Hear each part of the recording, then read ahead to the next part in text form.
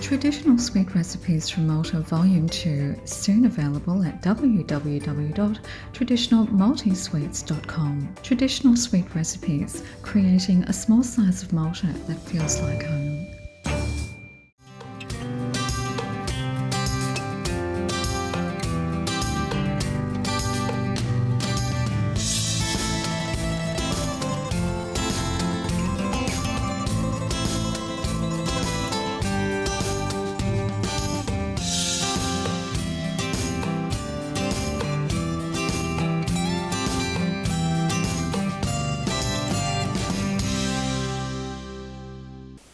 Merħba fil-5 ta' Ġun ta' Maltese DownUnder. Jiena Marlin Xikluna insellmilkom u minn hawn nixtieq nieħu l-opportunità sabiex nirringrazzja lill-sponsors kollha tagħna li permezz tas-sapport tagħhom qed inwasslulkom dan il-programm bi produzzjoni mill-Belt ta' Melbourne. F'dan l-ewwel programm ser naslu wasla sa Latrobe Valley u nitkellmu mal-organizzaturi tal-Latrobe Maltese Festa. U fit-tieni taqsima nitkellmu ma' personaġġ li ftit li xejn għandu bżonn ta' introduzzjoni, il-kantant Ivan Grek tal-grupp popolari Winter Moods. L-ewwel taqsima tagħna llum ser toħodna fil-Latrobe Valley fejn grupp ta' Maltin organizzaw avveniment li jattira numru sabiħ ta' nies minn madwar Melbourne. Il-kollega tiegħi Mark Avellino jitkellem ma' Frank Bezzina u Thomas Libreri. Well, it was a segue from the last festa, which was 2 years ago, which laid the foundations for this festa, and we formed a committee to do this year, 2018, and yeah, 5 or 6 of us got together and off we went. Yeah. So when you were sort of deciding to put the 2018 Festa together, what was the sort of focus of what you were trying to do as far as the stall holders and? Well, we wanted a successful festa for people to have fun, have good food. Good food, yeah. Good entertainment, and for people to walk away saying, wow, that was really a Maltese, yeah, exactly. I believe you had like about 8,000 people there. When the day started and you started realising how big it was going to become, what sort of stuff started going through your head? Well, that started at 8:30. The festival wasn't supposed to start till 10 o'clock. And you know what Maltese are like, they want to get in there early. Yeah. They were there by 8:30, 9 o'clock, and I started to panic. It's not ready, but we didn't have to be ready. Yeah. But the food started selling at 9 o'clock, and yeah, we were on our way from 9 o'clock. Yeah. When you were putting the program together, what sort of focus did you try to have in the program? Well, the entertainment. Yeah, look, there was a lot of things. The museum was obviously a big thing. We had a beautiful display of ornaments and things. Yeah, the Charles Camilleri. Yeah, Charles Camilleri, which collection. is absolutely brilliant. And then we had entertainment. Obviously, we had the band and we had Elvis, the impersonator. And the food. Obviously, we wanted to keep it. Everything had to be Maltese based. It had to have something to do with Malta, or you weren't going to be there. That's right. Yeah. We based everything. And that was the general experience. And everyone that came actually said, how good was this? And of course we had the Lutsu, we built it. Which Tom built. And it was just such a great draw card. The amount of photos and comments that we had for that boat. And looking forward to the next festa, we're also planning bigger stuff now and bigger things to have right. there. Yeah. So with the Maltese community in the Morwell area, it goes back many, many years now. What do you think the festival's going to sort of help for that community? Well, Latrobe City, which is our shire, could see the benefit to our community having the festa, and they supported us in some funding, and we doubled the population of Morwell overnight. And we had motels booked out the Friday, the day before, and the Saturday as well. Yeah. Wow. So the whole area with the restaurants and all that afterwards, they all told us that they all benefited. So. I'm sure Latrobe City will be on board again in 2 years' time. Yeah. So it's going to be a biannual festival? That's right. Yeah, that's right. A lot of work to do every year. Every 2 years we'll do it, and it is big. Yeah. So part of the Maltese community down there, you've got a museum. Would you like to tell us a little bit about the museum there? The museum is going to be the first ever Maltese museum in Australia, and through the festa we've acquired the funding to buy a building right next door to the Maltese Club in Morwell, which now we are starting on the construction of revamping the building into a museum.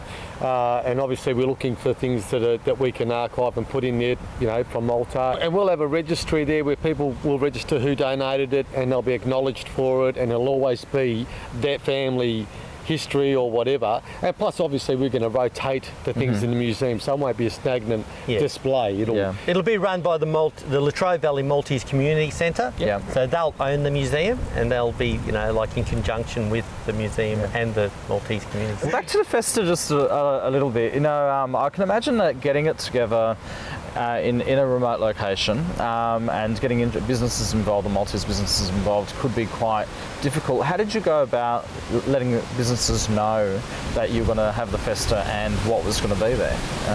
That's that local businesses? Yeah. Well, one of the committee members basically handled sponsorship and Ray did that. So Ray did that, and then Frank had organised, we all had a job to do.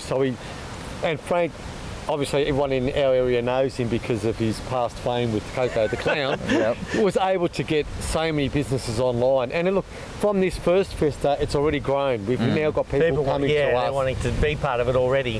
Want to be involved, and how can we be involved, whereas before we never had any of that. It was all such a new thing for us. Yeah. Did you find that the age group that came to the festa was fairly broad? Huge. It was huge. A lot of the Maltese, the older, you could see they were there, but you could see their kids and their grandkids as well were there, which was really good to see.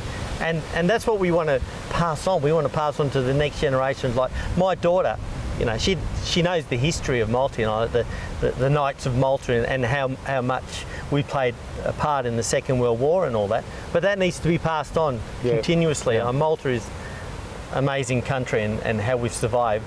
It's the next generation, we want them to be involved. We're first generation Australians from our parents, but it's the next generation, and we're starting to see that now. That's our passion. Our kids are the same age group. We've got younger, 14 to 18, 20-year-old kids that are now being involved. Because if we don't, it'll all stop. It'll stop with them. When I go to the Maltese Club at the moment in Morwell, it's all older. My parents and that generation. There's not many younger people. Well, I'm 52. I'm getting on, but I'm a young one compared to. So we need to attract those people. It'd be nice to sort of just know a little bit more about the Maltese community in the Latrobe Valley. Like living in Melbourne, we only think about our area. We don't think about people outside of Melbourne. Can you tell us a little bit about the history, about what people do there, and well, your family plays a big part. Yeah, look, and mine. Immigration to Morwell and in our area, like after the war, 48, my parents immigrated to Morwell, and most Maltese and European settlement went to the valley, all worked in the power stations. My dad started there. I think your family worked there. And my dad arrived and worked the next day. He was working in the power station. They came out for work. And of course, when they came to Morwell, you can imagine the 40s, there was very little, so they created their own community environment. That's right. And it's grown from there. The population in Morwell is ginormous. Yeah, we've got 100,000 in the Latrobe Valley area. Yeah. And 5% of that, 5,000 of those are Maltese. Yeah. Okay, right. First and second generation. I mean, the club alone, we've got our own Maltese club in our backyard. The other big thing in Morwell is the immigration wall. There's a wall where people can go and visit, and if you've immigrated to Malta, you can have your name on the. And a lot of people go there at the festa and look for your name and that. They look for your name. Oh, geez, there's Nunnu, or there's my cousin or my auntie. It's amazing to see how many Maltese are on this wall. Yeah. We play a big part. So that people don't sort of think the festa's only about food. What other things did you have at the festa? Look, the entertainment was brilliant. Yep. And I play in a band, so our band was on stage. As I said, we did the Elvis show. Yeah, Mark Andrews, he's just amazing. So there was entertainment going all day, inside and outside. We had a Maltese dance group which came and did a traditional Maltese. They were amazing, a hit, I don't know if people haven't seen the YouTube thing that we put on about the festa, go online and check that out. Yeah. It's got on our Facebook page, you see a lot of the footage and stuff. So it was, and look, we had food imported from Malta. We had kidney, we had kisk, we had everything Maltese, Even learned to speak Maltese. Yeah, so it was just a little bit of everything, and we really packed it in. We even had the pigeons. As the pigeons flew off, everyone's going, "There's lunch!" Yeah, I love it. That's